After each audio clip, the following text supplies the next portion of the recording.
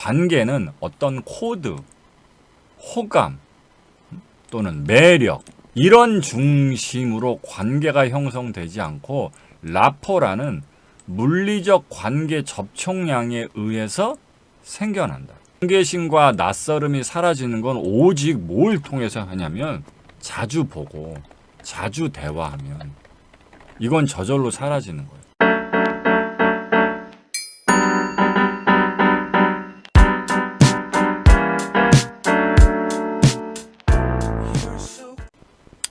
조금 더 여러분들이 실생활에 바로 쓸 수 있는 부분들, 그런 부분들로 먼저 돌아와서 그 부분을 다시 다뤄보려고 합니다.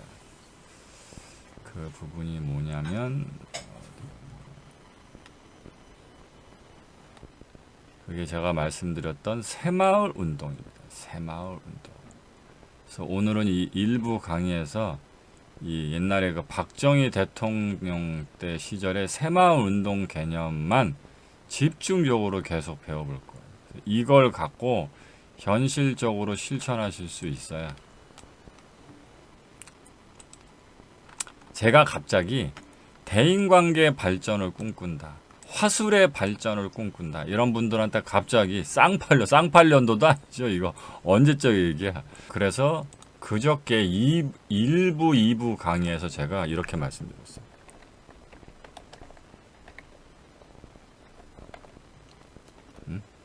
이게 오늘의 슬로건입니다. 그러니까 오늘 강의가 어렵든 내용이 어떻게 진행되든 다 까먹으셔도 되는데, 그러니까 일부 강의에서 교수님이 뭐라 그랬다?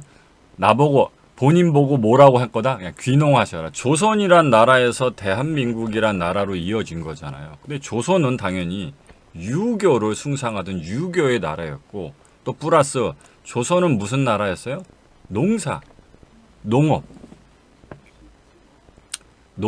농업, 당연히 쌀 농사를 하던 나라였잖아요. 그래서 요것에서 조선에서 대한민국으로 이어지면서 어떤 나라의 어떤 색깔, 정통성, 국민성,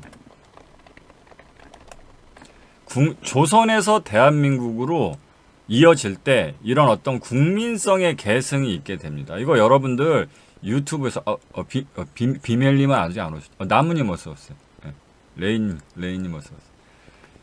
이거를 다른 어떤 뭐 역사 유튜브 같은 데나 최근에 이제 방영되는 또는 발간되는 최근의 역사책 등을 통해서 들어보신 분들 계실 텐데, 왜 동양은 관계 중심에,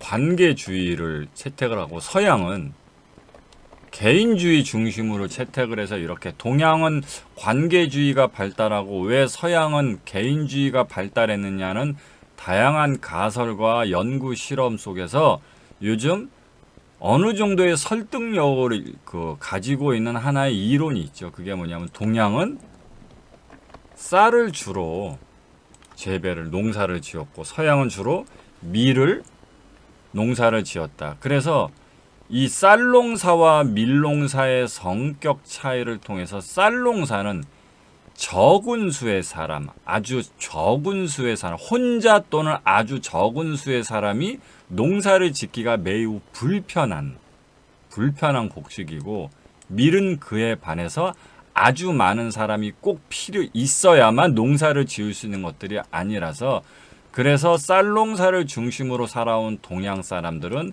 관계주의가 발달하기 쉬웠고, 밀농사를 중심으로 살아온 서양 사람들은 개인주의가 뿌리내리기 쉬웠다. 이게 요즘 나름 학계에서 어느 정도의 설득력을 갖고 있는 학설 중에 하나입니다. 그래서 지금도 우리나라 사람들은 쌀을 먹고 있잖아요. 그건 조선시대부터 쌀농사, 그래서 조선시대는 유교의 나라였고, 농업, 그 중에서도 쌀농사를 모든 산업의 근간이자 으뜸으로 쳤던 나라였단 말이에요, 조선이. 그러니까 과거 조선시대에서 대한민국으로 넘어올 때도 이건 그대로, 지금도 유교적 성격이 심하고 아직도 우리나라 사람은 쌀을 먹고 있잖아요. 그래서 조선에서 대한민국으로 넘어오면서도 어느 정도 이런 국민성, 그런 문화가 계승이 됐어요. 그래서 1970년도에 박정희 대통령이 새마을 운동을 하기 이전에도 우리나라에서는 소위 얘기해서 품앗이 문화가 발달했었습니다.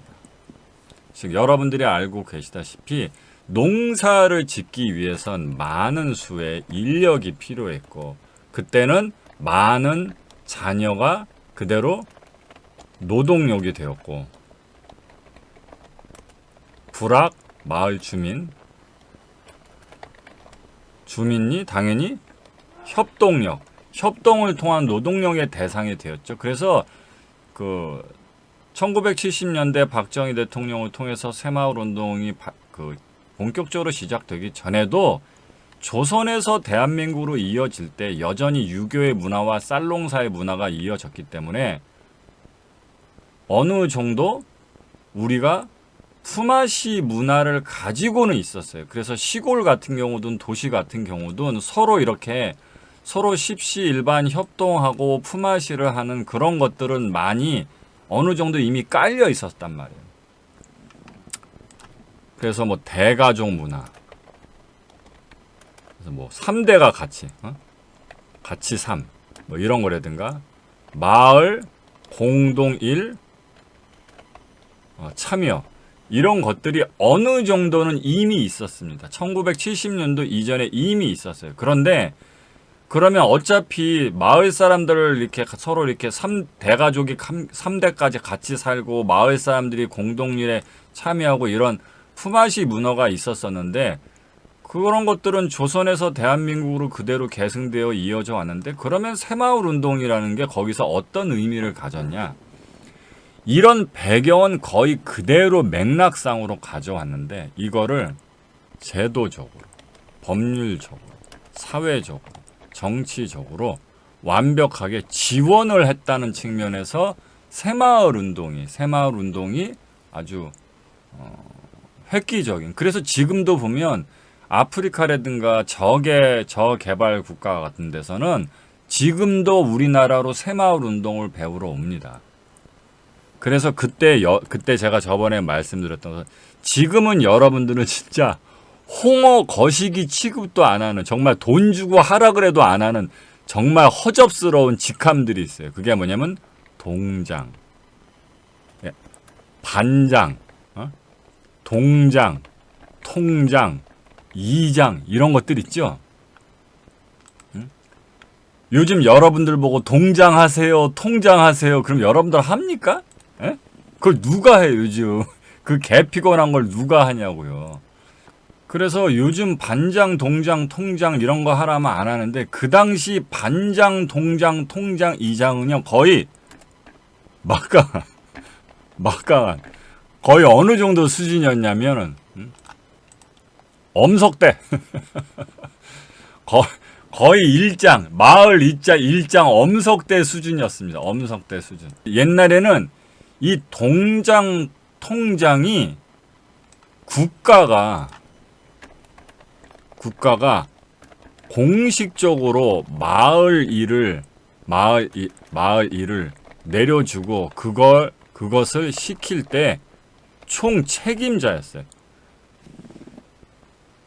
그래서 그 당시에 동장, 통장, 그리고 뭐 지금 여러분들 시골에 가면 뭐 이런 거 있잖아요. 마을 청년회 뭐 이런 거 있잖아요. 마을 청년회 회장, 이거 진짜 허접스러워 보이잖아요. 그 당시에도 이 마을 청년회 회장쯤 되면 거의 이 젊은 또래가 약간 노인들 빼고 완전 노인들 빼고 어느 정도 그 젊은 청장년층에선 이 사람이 짱인 거야. 그냥 짱.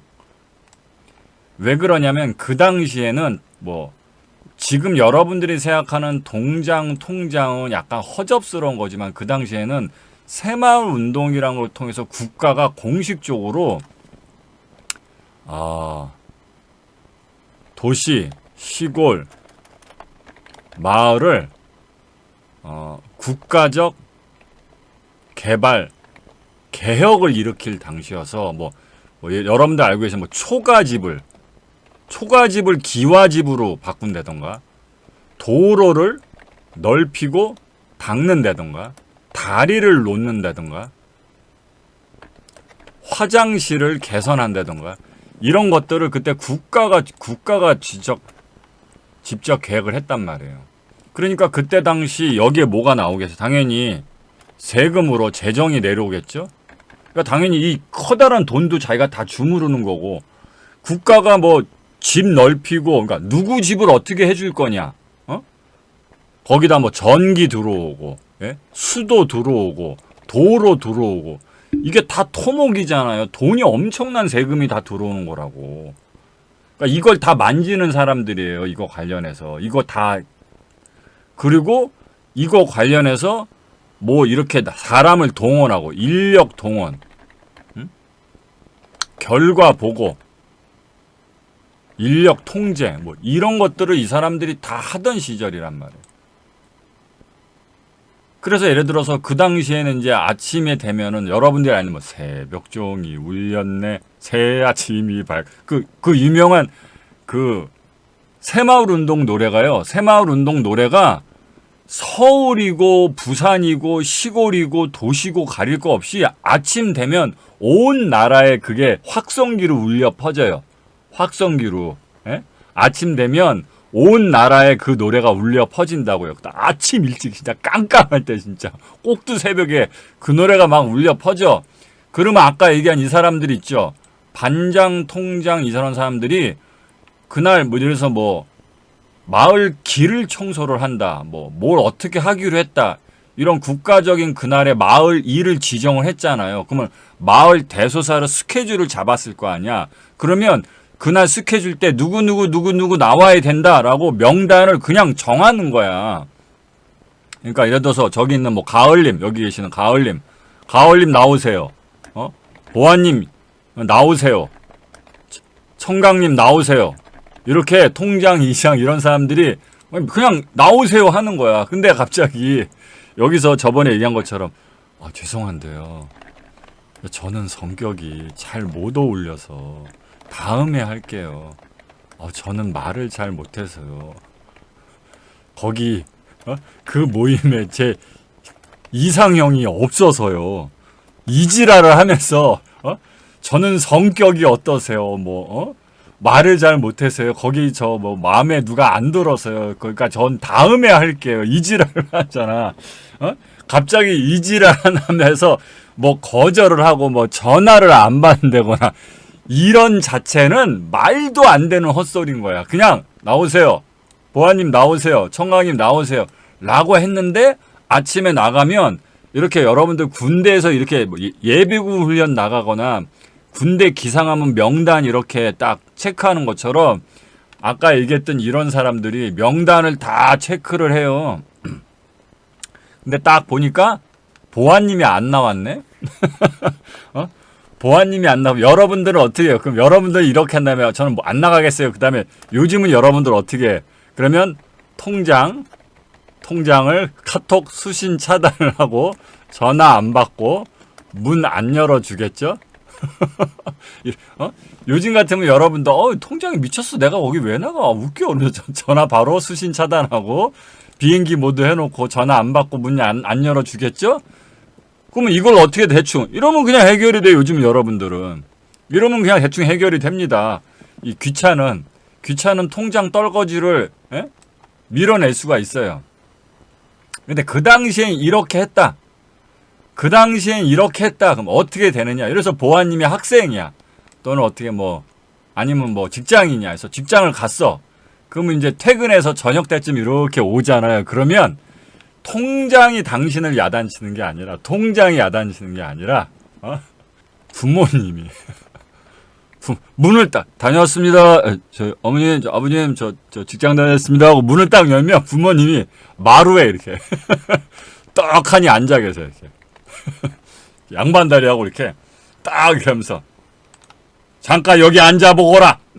그래서 잠깐 여기 앉아보거라. 그러면서 당신 앉으라고 그래요. 보아님 보고서 아이고 왜 그러세요? 그러면 그럼 대뜸 바로 개쌍욕이 날라오죠.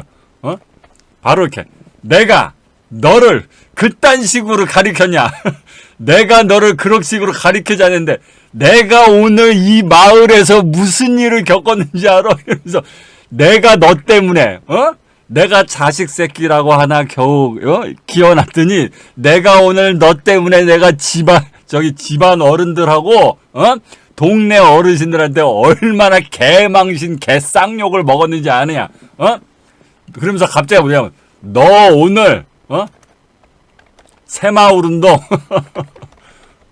왜 안 나갔어? 왜 안 나갔어? 바로 불효령이신단 말이야. 바로 불효령이에요. 바로 불효령. 그쵸. 그리고 그 당시에는 또 주변 사람들이 보통 20년, 30년 이상 다 오래 살던 아주 그냥 가족 같은 이웃들인데다가 막 일가 친척도 한 10걸음 가면 다 살고 있고 뭐 시종 마을부터 시작해서 그냥 거의 무슨 북한 세습 국가 백두혈적 거의 백두혈적 세습 국가에서 살고 있는 것 같은 거의 그런 나라인데 거기서 마을 어른이자 통장이 너보고 아침에 새마을 운동 나오라고 했는데 네가 쌩 까고 튀었어? 이건 불가능한 거예요. 이건 불가능한 거예요. 그러면 이제 부모님한테 퇴근하고 와서 개쌍욕을 쳐먹은 다음에 어떻게 되겠어요?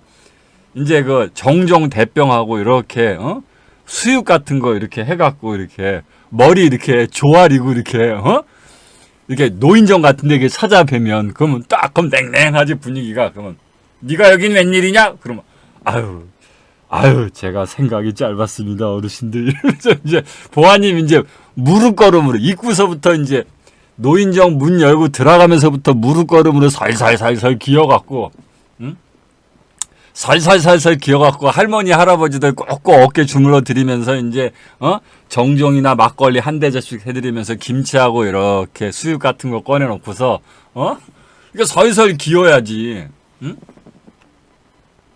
그냥 그 당시는 그런 분위기였는데 원래부터나 가뜩이나 옛날에 조선시대부터 품앗이라는 분위기가 있었던 걸 나라가 제도적, 법률적, 사회적, 정치적으로 그냥 완장을 달아준 거야.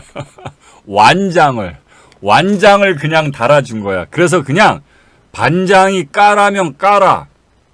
사진의 엄석. 부르는파님 어서오세요. 이 엄석대가 누구냐? 이 통장이야, 통장. 통장 이장. 통장이 까라면 까. 이장이 까라면 까란 말이야, 무조건. 그런 사회였단 말이야. 그러니까 그거를 이런 사람들이 개인적으로 하면 뭔가 그 사람이 자기의 개인적 그걸 권력을 휘두른다 이렇게 조금은 비난할 명분이 있었을 텐데 사회에서 국가적 시책, 그때 요즘 이런 말도 안 써죠. 요즘 이런 말도 잘 안 쓰죠. 국가 시책을 국가 시책 소위 얘기해서 이게 뭐예요? 나랏일. 어떻습니까? 이 무게감. 내가 말이야 보안 내 녀석을 일을 시켜서 우리 개인적 사적으로 우리 집안일을 너를 부려본 게 아니잖아.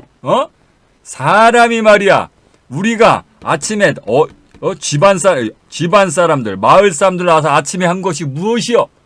나랏일 아니요, 나랏일. 이 나랏일 하려고 자기 다 바쁘고 뭐 아프고 다 사정이 없는 사람이 어딨어. 그렇지만 이 막중한 시국에 이 나랏일 하겠다고 다 나와서 귀한 시간들 쓰고 있는데 너만 빠지면 그것이 되겠느냐 이렇게 얘기를 하는 거죠. 그러면 할 말이 없는 거야.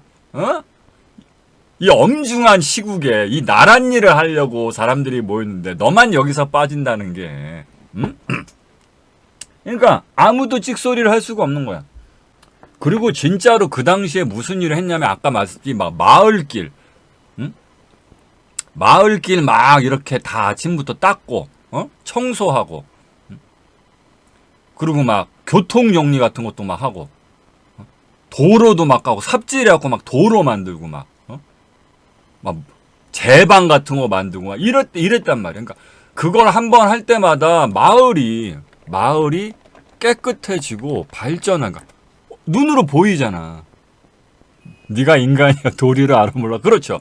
이 일을 할 때마다 새마을 운동에 참여할 때마다 마을이 깨끗해지고 발전이 되는 게 눈에 보이는데 그런 국가 시책의 나란 일을 거부를 할 수 없잖아요. 명분 자체를 나라에서 거부를 할 수 없게 제대로 그냥 완장을 달아준 거야. 그러니까 어떻게 돼요? 맨날 여기 참여를 할 수밖에 없겠죠. 그렇죠? 참여를 할 수밖에 없잖아요. 근데 이 참여를 할 수밖에 없는 이유 때문에 과학적으로 이야기하는, 상리학에서 이야기하는 이게 생기고 쌓이는 거죠. 이유는 중요하지 않아요. 궁합은 중요하지 않습니다. 호감은 중요하지 않습니다. 욕망은 중요하지 않습니다. 이거 여러분들이 인정하셔야 돼요. 그래서 제가 이거를 심리학 실험을 통해서 조사된 통계도 제가 말씀드린 적이 있어요. 전 세계 대부분의 청춘 남녀들한테 연애로 교제하고 있는 사람들한테 당신이 교제하고 있는 사람은 어디에 거주하시고 어디서 만났습니까? 이렇게 물어보면 다 어디서 만났다? 물리적 거리상 가깝고 사는 물리적 거주지의 거리가 가깝고 직장, 학교, 모임 등의 이유로 자주 보는 환경인 사람들과 전부 다 연애, 교제를 하고 있는 게 이 글로벌적 공통의 사항입니다. 그러니까 결국 누구는 우리 친구, 누구하고 친구 된다고요? 우리는 누구하고 친구한다? 저랑 궁합이 맞는 사람이에요. 요즘 궁합이랑 요즘 여러분들이 그러죠. 저랑 코드가 맞는 사람하고 친구하고 싶어요. 제가 좋아하는 사람하고 하고 싶어요. 땡기는 사람하고 하고 싶어요. 이건 여러분들 생각이시고요. 그래서 이게 중요하지 않습니다. 어떤 사람하고 나하고 코드가 맞다. 서로가 내가 좋아한다. 그 자리에 참여하는 게 즐겁다. 이런 건 전혀 중요하지 않습니다. 이게 이미 사회과학적 실험을 통해서 증명이 되었죠. 우리가 친구하고 연인하고 동료한 사람들은 다 누구다? 우리랑 물리적으로 거리가 가까운 곳에 사는 사람들이고요. 직장, 학교, 모임처럼 어떤 환경적인 이유로 어쩔 수 없이 자주 보고 자주 어울리게 되는 사람이 결국 우리의 친구, 연인, 동료가 됩니다. 이해되셨죠? 그래서 제가 이걸 갖고 조금 씁쓸한 19금적 이야기로 제가 풀어드린 적도 있어요. 그래서 앞으로 여러분들 세대에선 오피스, 와이프, 오피스, 허즈번드 이건 뭐다? 국민템 필수템 여러분들 앞으로 세대에서는 오피스 와이프, 오피스 허즈번드가 거의 국민템, 국민 필수템이 된다. 이렇게 말씀을 드렸죠. 그럼 왜 그러냐? 당연히 결혼은 부인, 남편과 했죠. 근데 요즘 시대가 어떤 시대입니까? 개인주의 시대고 그 개인주의 시대를 살기 위해선 돈이 필요하니까 자본주의 시대, 자본주의 사회를 살면서 거기서 돈을 벌잖아요. 그러니까 하루 중에서 가장 많은 시간을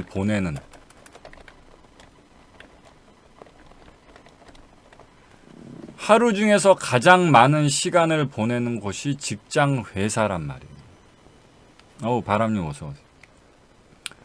보통 적게 보내도 아침 9시에서 저녁 한 6시 정도까지 보내니까 벌써 9시간이나 되네요. 9시간. 이 9시간을 동안을 어떤 여자 동료와 어떤 남자 동료와 하루 종일 함께 지내는 거예요. 그러면 여기서 뭐가 쌓인다? 물리적 관계 접촉량이 쌓이는 거지. 이 물리적 관계 접촉량을 일반적 유사심리학에서 표현한 게 라포입니다. 그래서 관계 형성 때 라포는 거의 집을 질 때 쓰는 벽돌에 가깝죠.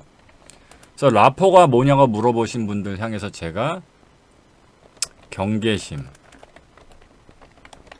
낯설음, 어색함 이런 부분의 반대 부분이 뭐 친밀감, 익숙함, 호감 이런 것들을 라포라고 하잖아요. 그래서 우리가 어떤 사람하고 깊은 관계를 형성하려면 무조건 라포 이런 친밀감, 익숙함 이런 게 형성이 돼야 되는데 이 라포가 형성되는 원리는요. 위에서 말씀드린 코드가 맞고 내가 좋아하는 마음이 생기고 이런 게 아니에요. 라포는 코드로 생기는 게 아닙니다.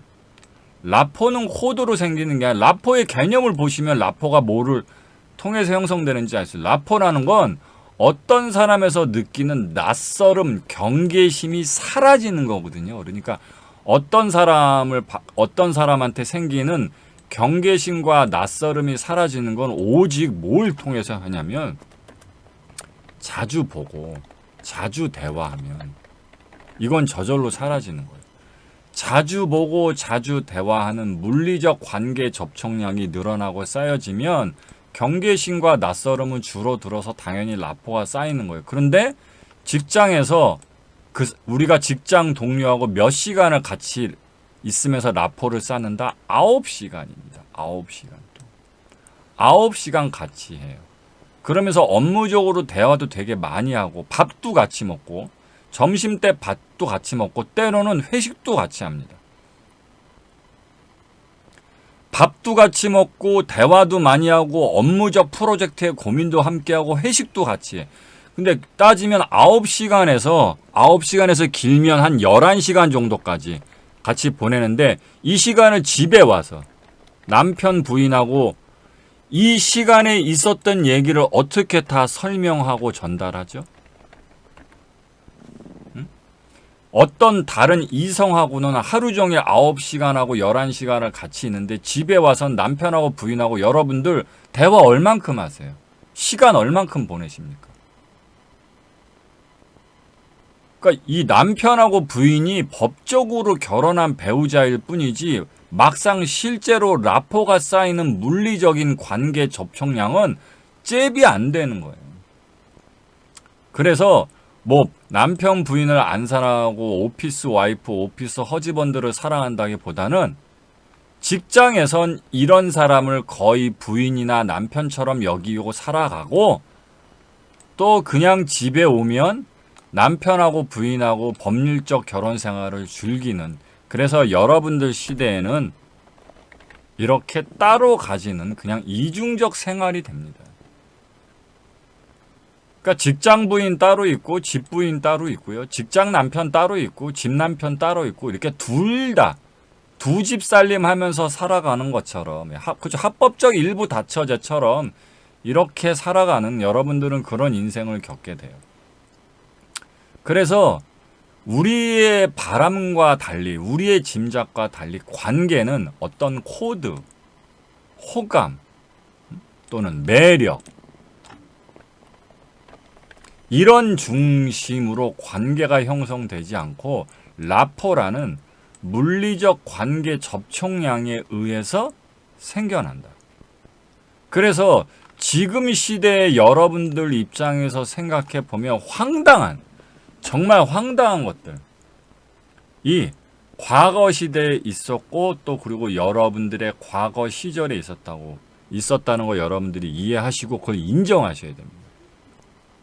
여러분들이 어떤 사람하고 친구하고 연인하고 동료한다고 쳐봅시다. 이런 관계를 맺는다고 쳐봅시다. 근데 여러분들은 어떤 사람하고 친구하고 싶으세요?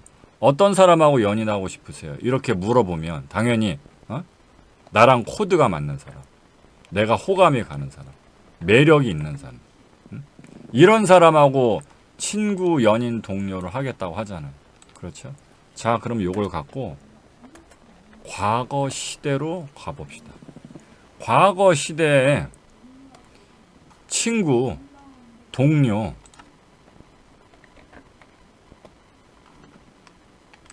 과거 시대 친구, 동료 어떻게 만들었을까? 아까 말씀드렸던 박정희 새마을운동 시절에 친구 동료는 누구였을까요? 예, 그냥 옆집.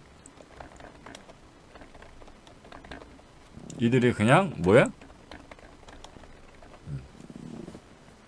박정희 새마을운동 시절에는요, 누가 친구였고 누가 동료였다고요? 옆집 사람, 마을 사람이 내 친구고 내 동료입니다.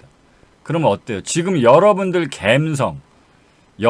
감성의 느낌으로 어때요? 아니 그럼 씨발 내가 내 친구를 나랑 맞지도 않는 새끼랑 내가 친구한다고?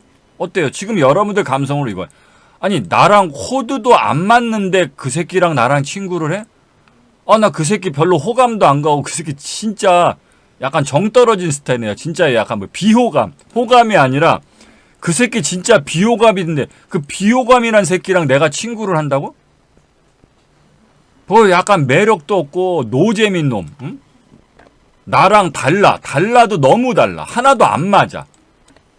나랑 하나도 안 맞아. 어떤 인간이 있는데 나랑 하나도 안 맞아. 그리고 완전 비호감이야 그 새끼. 그리고 완전 핵노잼.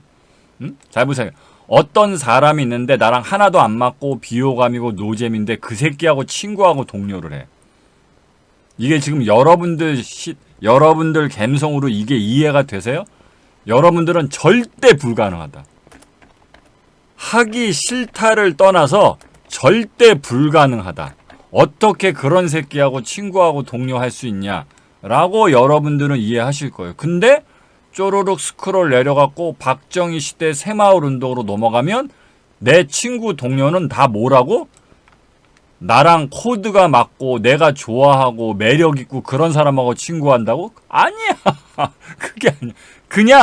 그냥 사는 집이 그냥 옆집 사람이야. 그리고 그냥 같은 마을 사람이야. 그러면 그냥 다 친구 동료 하는 거예요. 그러면 그게 다 싫었느냐? 아니죠. 싫지 않죠. 이 증거가 있어요. 싫지 않았다는 증거가 있습니다. 지금도 여러분들 동네 돌아다니시다 보면 플랜카드거나 이렇게 뭐 붙여놓은 거 보신 적 있을 거예요. 뭐라 하면 어디 향후회 이래갖고 어디 동네 출신 사람들 해갖고 무슨 향후회 해갖고 아직도 만나고 다니는 사람들 볼 거예요. 이게 무슨 소리야? 나이 처먹고 머리가 희끗희끗한 백발이 돼서도 아직도 어디 향후해 이래갖고 그때 같은 지역, 같은 시대를 살았던 마을 사람들을 계속 찾는 이런 모임들이 아직도 대한민국에 연말 연시고 명절 되면 허구한 날 열릴 거예요. 에? 향후에 이렇게 허구한 날 무슨 체육대회, 허구한 날 이러면서 뭐 이런 거 마을 잔치.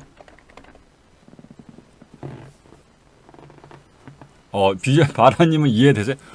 아니 우리들 감성으로 나랑 코드도 안 맞고 하나도 안 맞아 비호감의 핵노잼인 인간들을 그냥 어쩔 수 없이 옆집 사람이었고 마을 사람이었는 이유로 반강제적으로 친구 동료였던 사람을 왜 나이 처먹고 왜 걔네들을 그리워하고 왜 걔네들 뭐 만나고 체육대회를 하고 막 마을 가서 어르신들 모시고 마을 잔치라고 이 짓을 왜 하냐 이거야.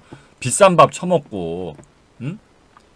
여러분들은 이게 너무 싫을 텐데 그래서 증거가 있다는. 그럼 싫었느냐? 싫지 않은 거죠. 이게 뭐야? 좋았다. 증거예요. 좋았다. 그래서 지금 요즘 사람들은 이게 서브웨이라는 이 인스턴트 햄버거 집이 이거 햄버거라고 안 하고 이걸 뭐라고 하지 이거를? 서브웨이 빵을 뭐라고 하면 이건 햄버거라 안 하고 뭐라? 샌드위치? 샌드위치라고 하기도 그렇고 샌드위치인가요? 샌드위치? 이 서브웨이로 상징되는 이렇게 뭔가 빵, 속 재료, 뭐 햄 이런 것들을 선택해서 먹을 수 있는 그런 음식과 문화를 살아온 지금의 여러분들 세대에 가지고 있는 커다란 착각이 뭐냐면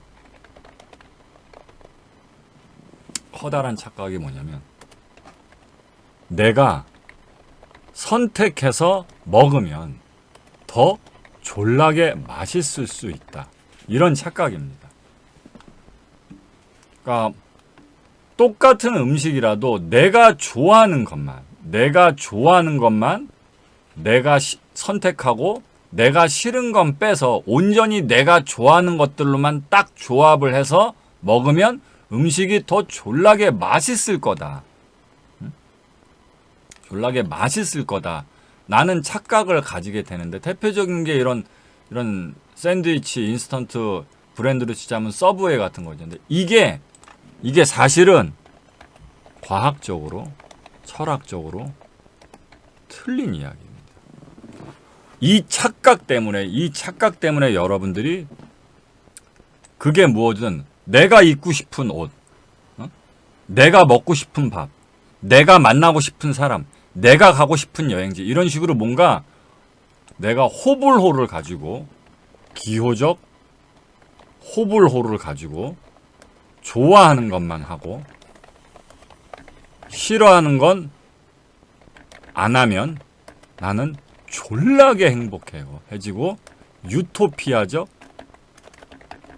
삶을 살 수 있을 거다 라는 착각을 지금 여러분들이 가지고 있기 때문에 대인관계를 못하고 화술 발전을 못합니다. 그래서 이 부분을 이번 강의 때 이해를 해야 되는데, 그래서 이런 부분들에 대한 반대적인 증거가 이미 있습니다. 이미 있어요. 어디에? 과거 시대 박정희 새마을운동 시대 사람들은 누구하고 친구 동료했다? 무조건 옆집 사람, 마을 사람들하고 친구했습니다. 그럼 싫었느냐? 싫지 않았습니다. 졸라게 좋아했습니다. 그리워하고 가족처럼 여기고 사랑하고 행복했습니다. 그 증거가 아직도 향후에 체육대회, 마을잔치 이런 것을 통해서 이미 있습니다. 그러면 이것이 과거 시대에만 있었느냐 하면 그렇지 않습니다. 여러분들의 젊은 시절에도 있었습니다. 여러분들도 초등학교, 중학교, 고등학교를 다니던 시절이 있었습니다. 여러분들도 이렇게 여등학교 여러분들도 이렇게 초, 중, 고를 다니던 어린 시절이 있었죠. 그리고 그 시절에도 여러분들 마찬가지로 친구가 있었고 동료가 있었습니다.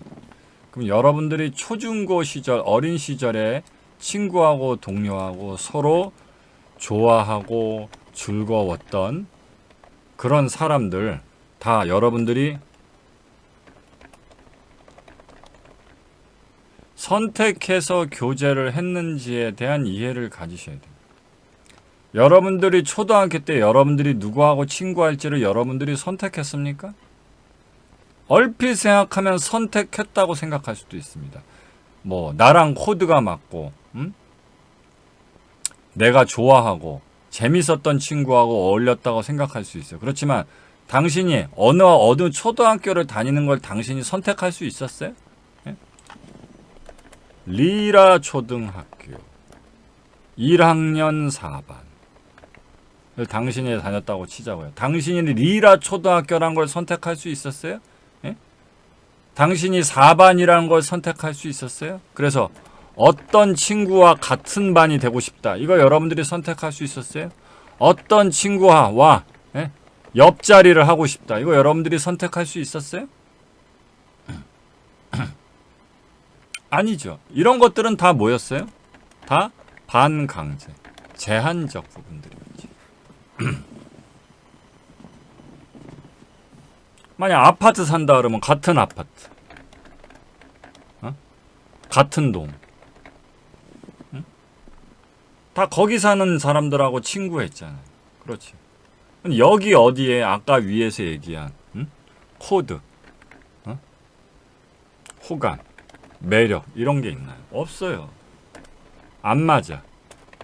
비호감, 노잼 그런 사람들 중에도요. 우리들은 어쨌든 같은 학교, 같은 반, 비슷한 근처에 앉은 아이란 이유만으로 우리 그거 인정을 해야 됩니다. 그 시절 그 친구들 좋아했고요.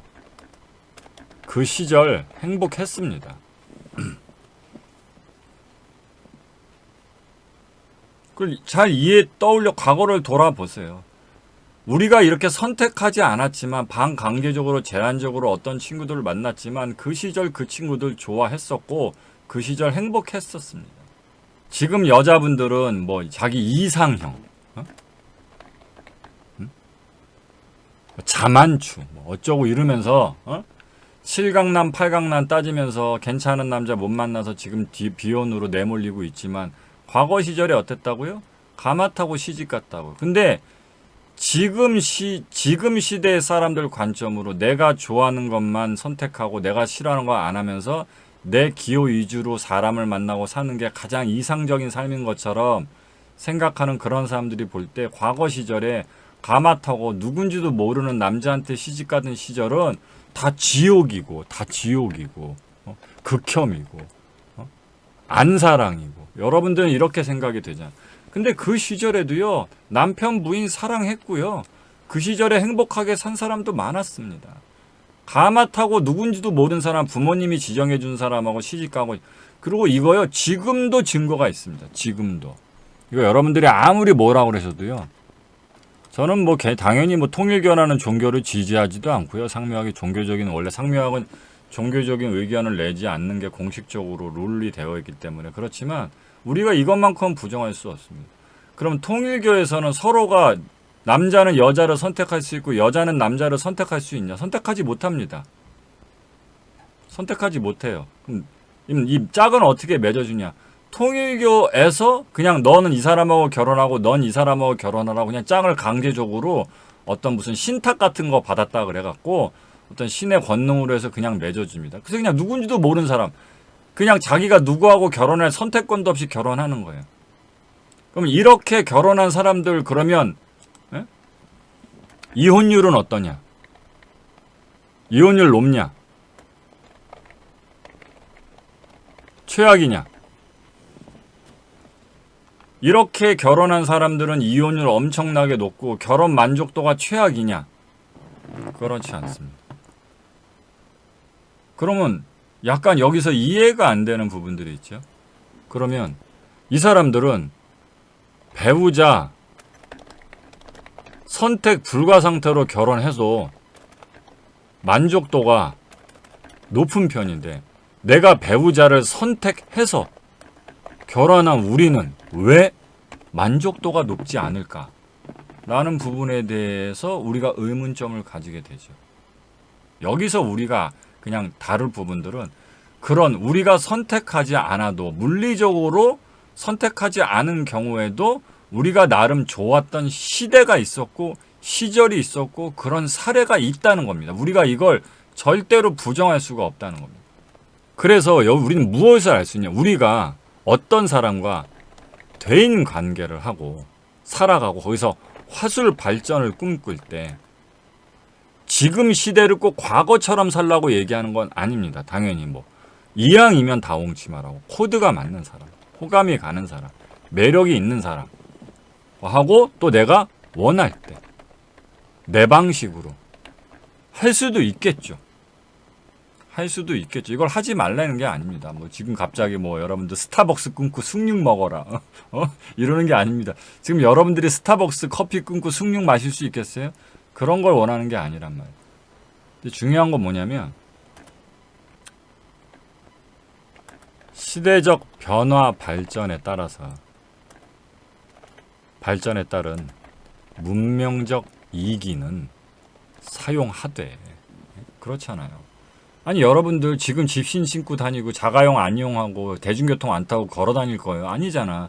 시대적 변화 발전에 발맞춰서 문명적 이기는 그거대로 사용하시라고요. 다만 시대가 발전을 해도 변함없는 물리적 법칙을 어길 순 없다 이 뜻입니다. 변함없이 아무리 시대가 변화해도 물리적 법칙이 바뀌는 건 아니잖아요. 이 물리적 법칙을 거스르려는 삶을 살아서는 안 된다 그 뜻을 얘기하는 겁니다.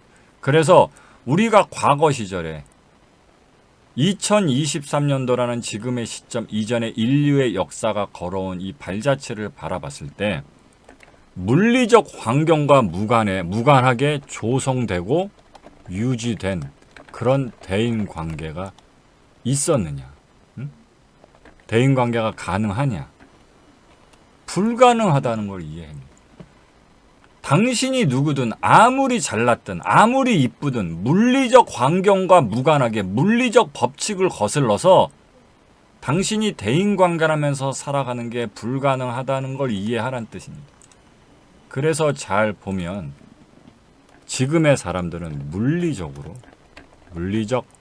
법칙상 불가능한 대인관계 인생을 지금 꿈꾼다는 걸 알 수 있습니다. 그러니까 이 당신이 대인관계가 되지 않고 있는 이유는 당신의 성격 문제, 재능 부족의 문제,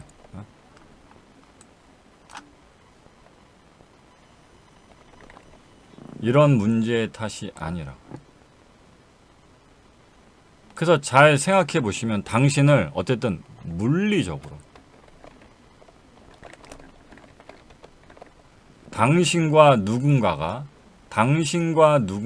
어떤 물리적 관계에 접촉을 할 수 있는 환경이 있어야 되고요. 그리고 거기서 그 양이 일정량 이상을 충족시켜야 합니다. 퇴근 이후에 당신들 삶이 지금 아이들의 삶하고 아주 똑같습니다. 아예 물리적으로 그 어떤 사람하고 대화도 하지 않고요. 만나지도 않으세요.